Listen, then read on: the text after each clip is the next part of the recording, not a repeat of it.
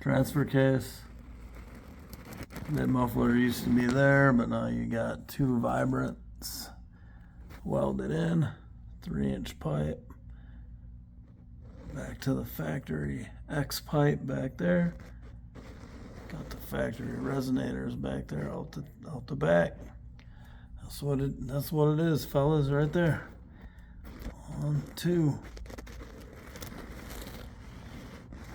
Right there.